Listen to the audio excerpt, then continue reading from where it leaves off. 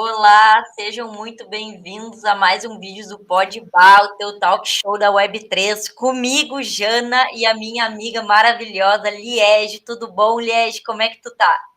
Olá, Jana, tudo bem? É um prazer estar aqui de novo. Agradecer a todo mundo que está aqui com a gente, né? Já pedir para todo mundo se inscrever no canal, deixar aquele like. E hoje a gente tem uma convidada muito especial, é a Mari. Eu sei que a Mari já está há muito tempo nesse universo de NFTs. Quando eu entrei, ela já estava aqui, já trabalhando e vendendo suas obras. Então, a Mari mora em Miami, né, Mari? Eu queria te apresentar. E queria saber mais um pouco sobre a tua vida mesmo. Você é artista plástica já há muito tempo.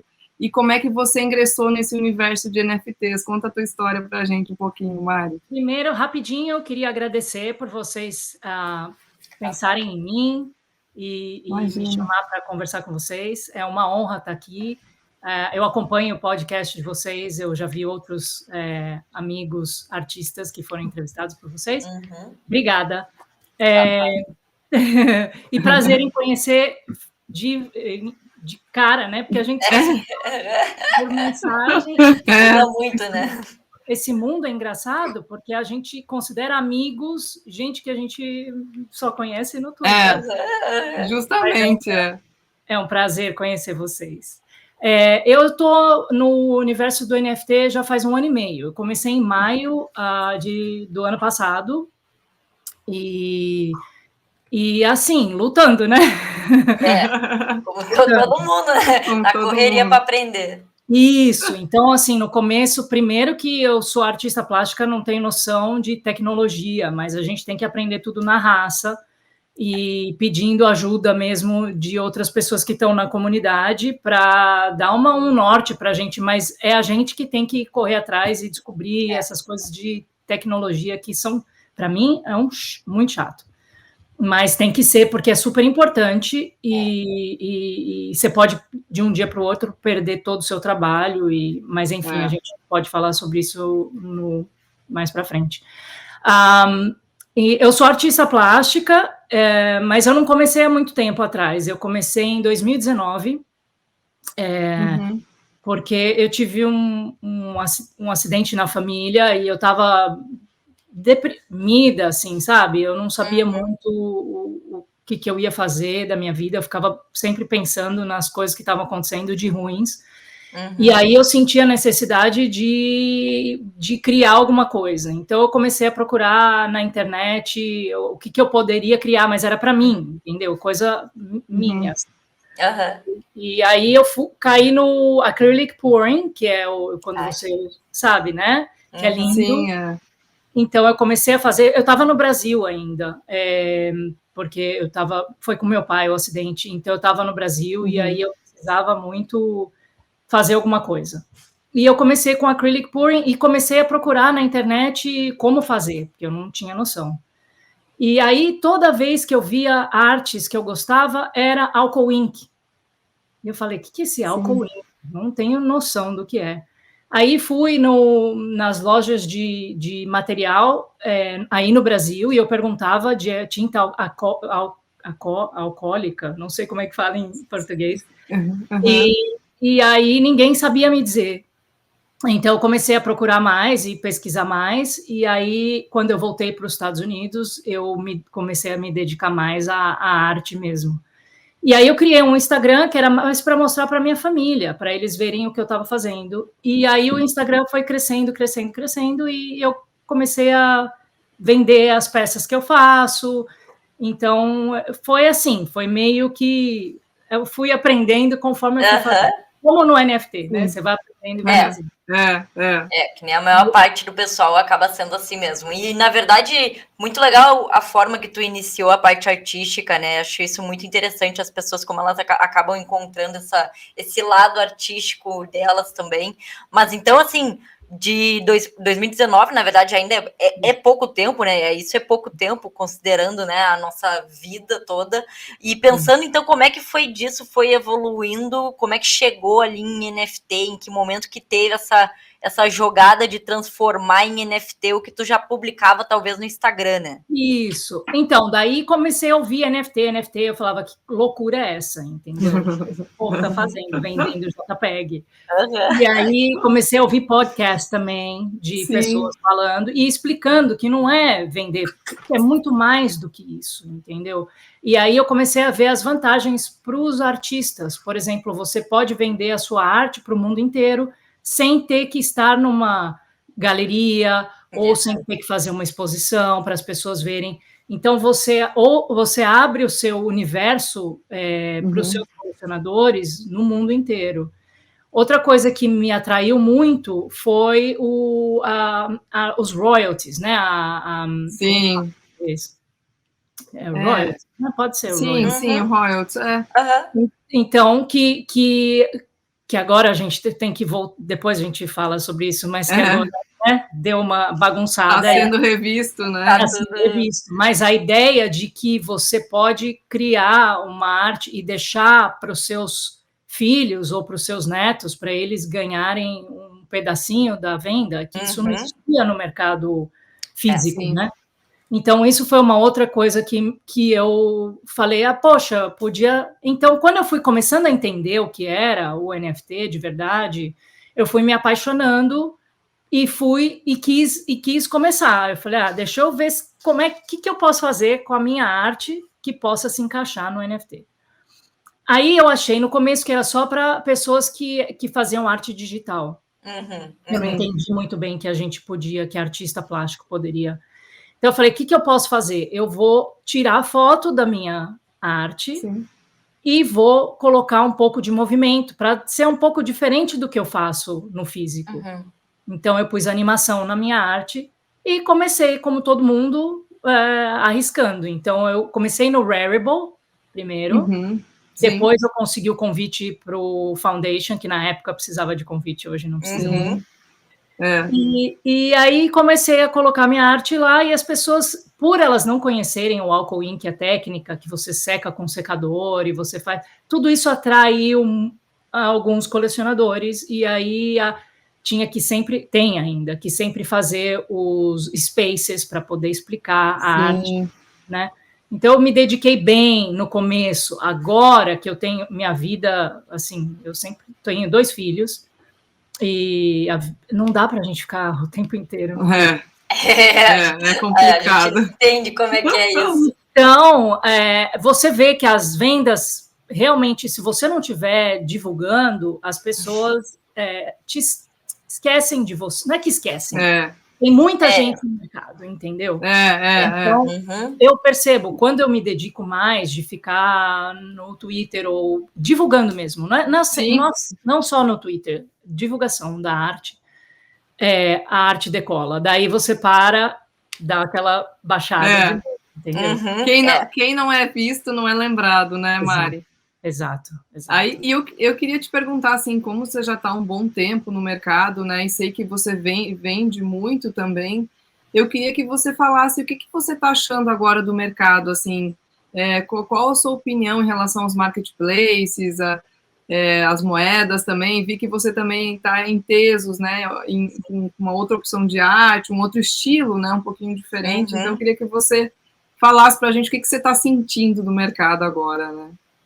Agora que deu uma boa baixada na moeda, eu sinto que está mais difícil, porque muitos colecionadores que eram colecionadores mesmo deram uma acalmada. Eles pararam de comprar, alguns estão esperando para ver como é que está o mercado de novo, entendeu? Acho que as pessoas não querem arriscar muito. Então, o que eu estou me dedicando mais agora é em fazer a arte, em melhorar a minha técnica, para quando voltar o mercado a aquecer de novo, eu estou preparada e eu já tenho eu já sei o meu norte, eu já sei aonde eu quero ir, entendeu? Eu não estou mais tão preocupada com venda. Estou mais preocupada em, primeiro, divulgar, fazer meu nome, entendeu? Fazer com que as pessoas se lembrem da minha arte e também melhorar. Estou fazendo cursos, estou melhorando mesmo, porque assim, eu acho que só a parte, se eu fizer a minha arte física e tirar foto e colocar, pode ser que venda, mas não é um atrativo, entendeu? Então, eu quero ver se eu melhoro a minha técnica para a arte digital.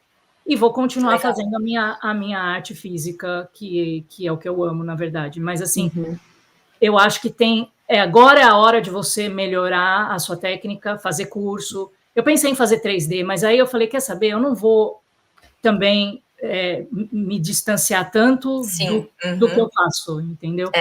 E eu acho que existem também colaborações que a gente pode fazer com outros artistas. Então, por exemplo, eu estou conversando com um artista 3D para depois juntar a minha arte com a dele. Em vez de eu querer fazer tudo, porque a gente quer fazer você quer fazer tudo.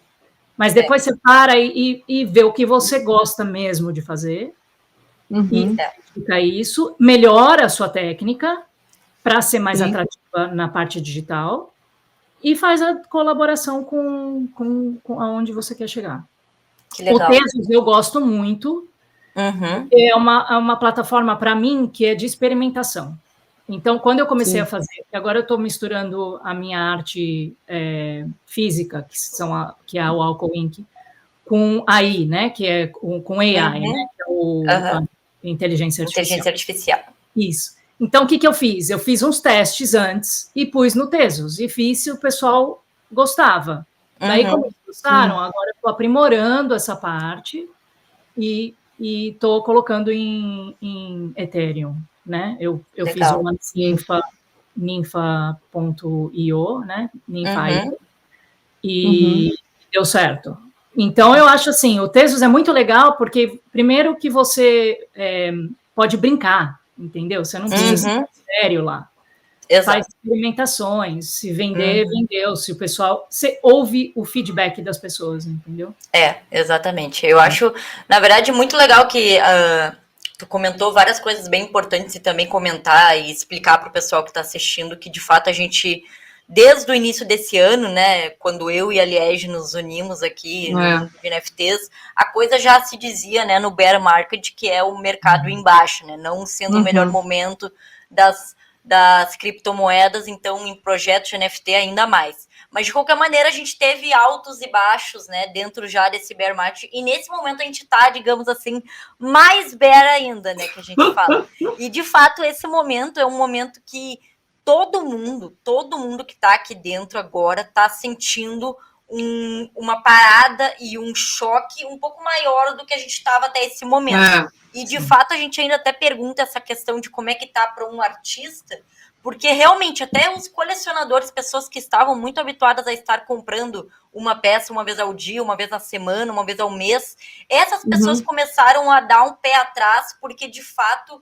Não só não é que elas não tenham mais dinheiro ou que não querem mais comprar, mas o momento está tão instável, tudo tão incerto, que deixar na tua carteira em alguma moeda que tu considerava mais estável já é um troço que o pessoal decidiu respirar no momento, né? Então, de fato, eu acho que o que tu agora explicou, que tu tá fazendo como momento de vou fazer meu nome, eu vou estudar, eu vou melhorar, eu acho que é 100% o melhor caminho, que é o mesmo que eu digo para mim e para qualquer pessoa, é o momento de estar construindo, né, seja comunidade, conhecimento, seja o que for, é tu estar construindo, né, e de fato o que tu deixou bem claro é o que tu tá com essa mentalidade de fazer isso e não, o mercado não influencia como tu tá trabalhando e criando o teu trabalho.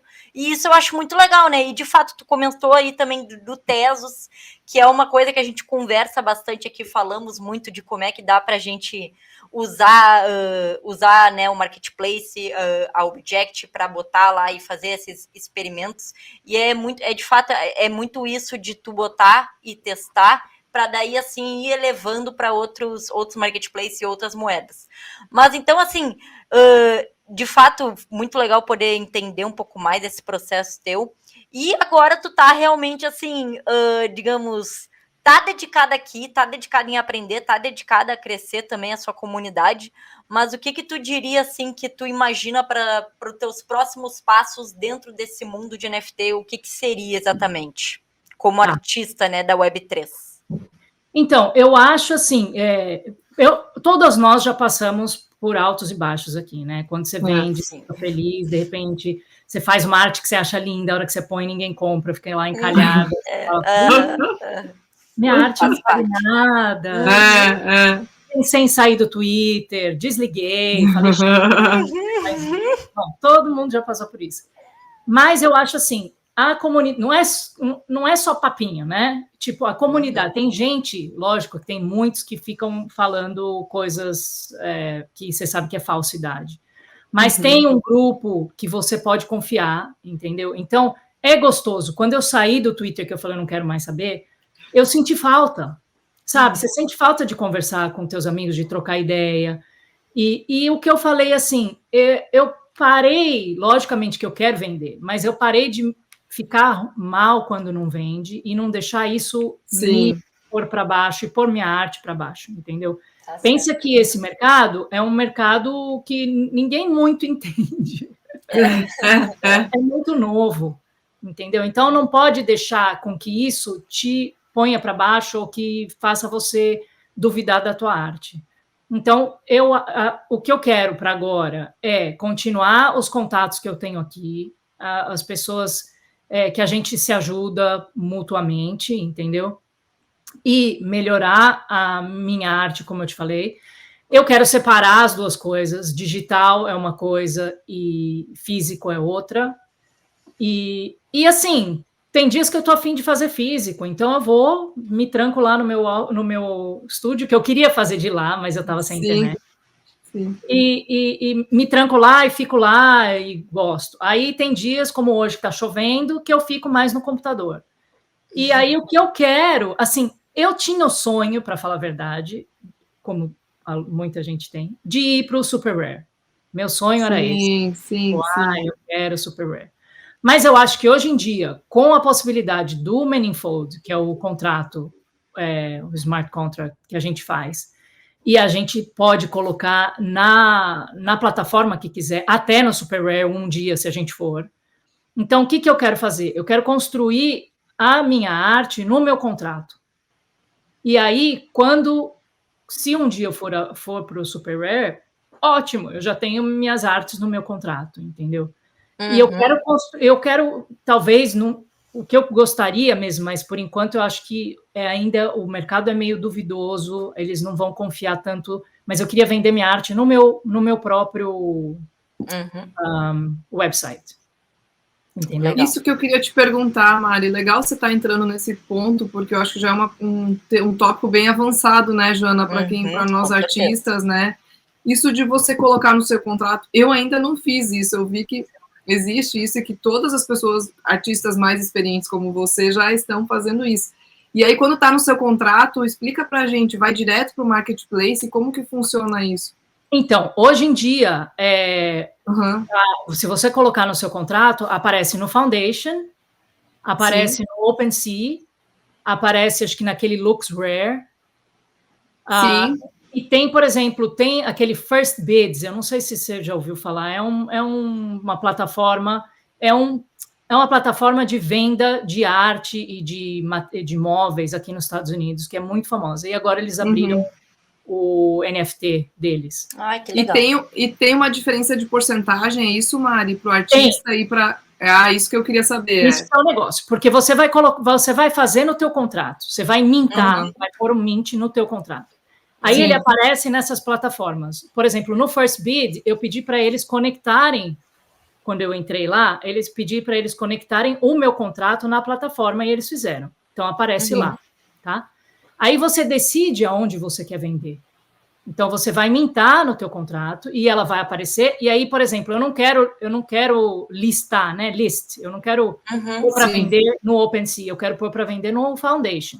Se eu puser para vender no Foundation e vender, eu tenho que pagar 5% para o Foundation, tá? Foundation. Se eu puser para vender no OpenSea e vender no OpenSea, eu pago 2%. 2%. Entendi. Você escolhe... Desculpa te interromper, Mari. Então, quando você coloca no seu contrato, ele vai para o Foundation. E aí você não paga aquelas taxas do Foundation, é isso? Aquelas taxas que tem. Paga também. Para listar. Aí ela vai aparecer lá. Mas aí, quando você for para vender, você você tem que pagar as taxazinhas. Sim, entendi. Você não paga nada. Só que daí você tem que decidir também, porque o OpenSea tem algumas coisas que as pessoas não gostam do OpenSea, né? Sim. Tipo, tem alguns probleminhas. O contrato mesmo do OpenSea tem muitos colecionadores que não gostam, porque ele não é um contrato. Imagina que todo mundo que mintar todo mundo que puser para vender no OpenSea fica dentro de um contrato. Então é tudo. Sim. Se você tiver o seu contrato e puser para vender no OpenSea, a sua arte está dentro do seu contrato. Não está misturado com ele. Entendi. Então, tem muito colecionador que não gosta do contrato geral. Tá? E aí, no Foundation também. Se você puser para vender no Foundation, você decide. Você vai pagar um pouco mais? Vai. Só que você vai estar um pouquinho... Assim, tem colecionador que prefere comprar no Foundation em vez do OpenSea, entendeu? Só que se você puser para vender no OpenSea e tiver no seu contrato, coloca quando você estiver divulgando, está feito no meu contrato e posto para vender no OpenSea, para eles não acharem que o seu está junto com o OpenSea, entendeu? Sim.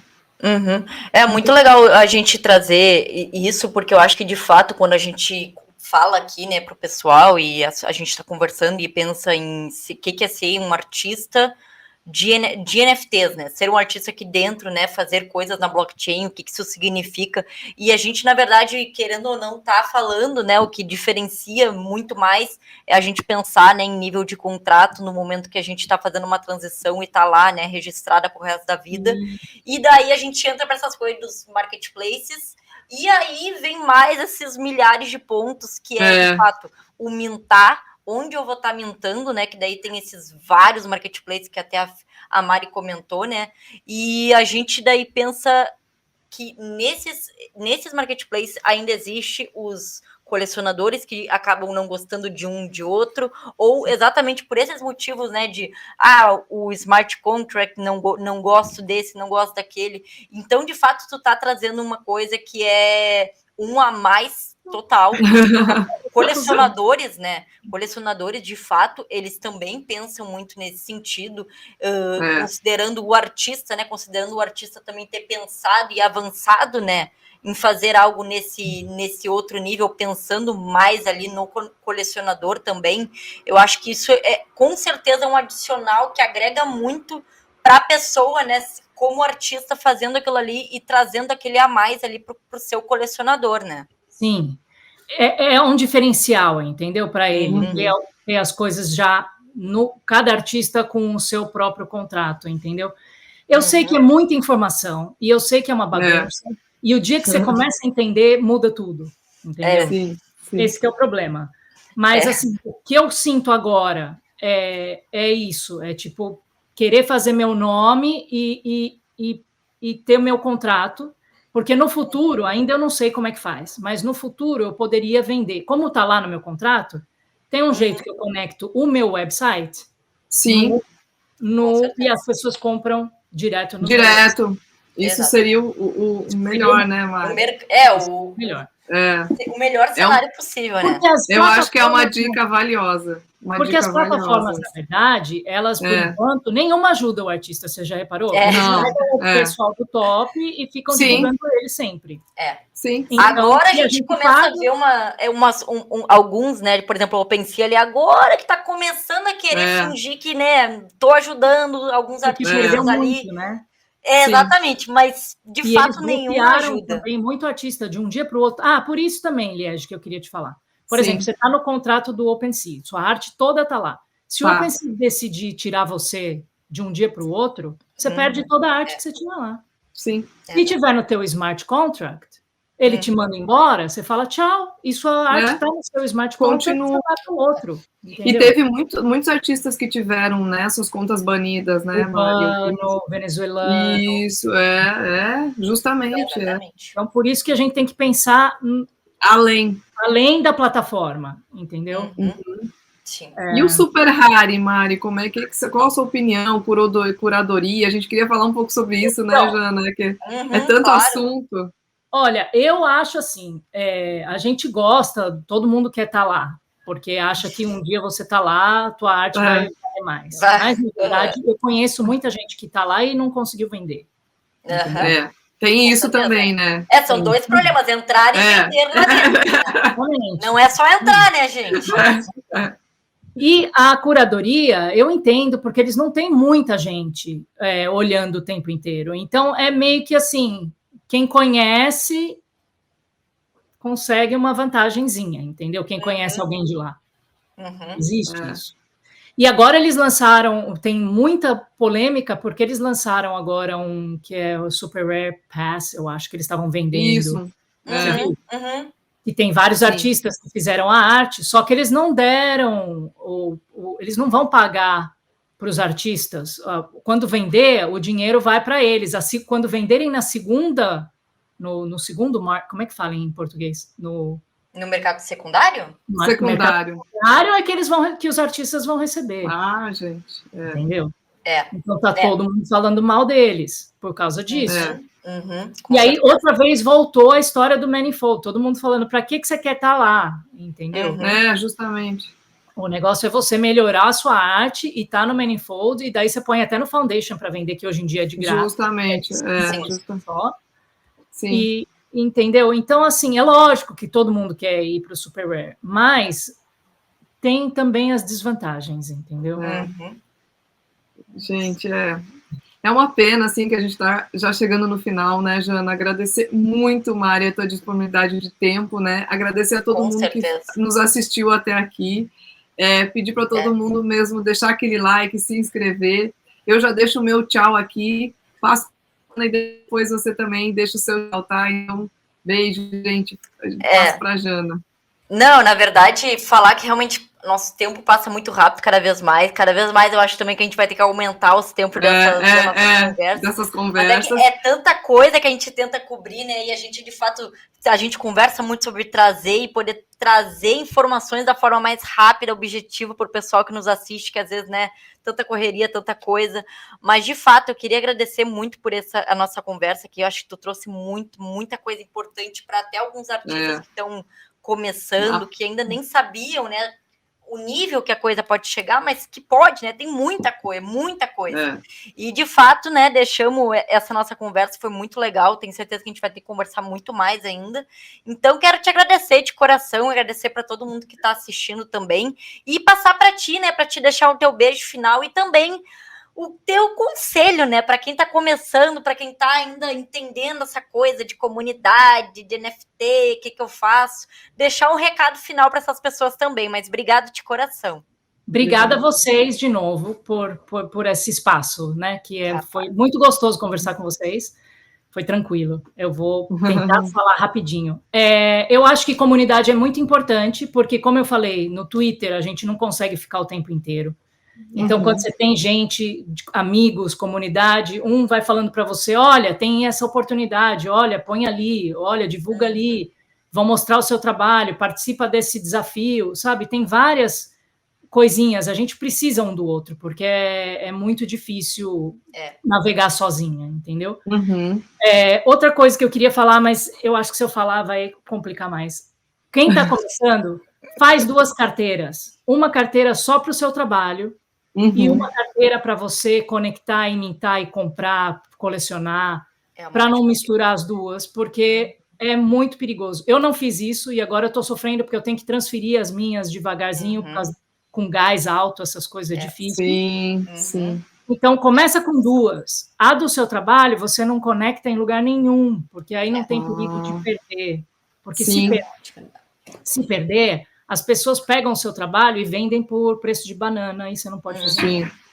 Então, isso. Obrigadão, Mari, foi ótimo. Beijo, gente. Beijo. Muito obrigada, bem. Tchau. Tchau.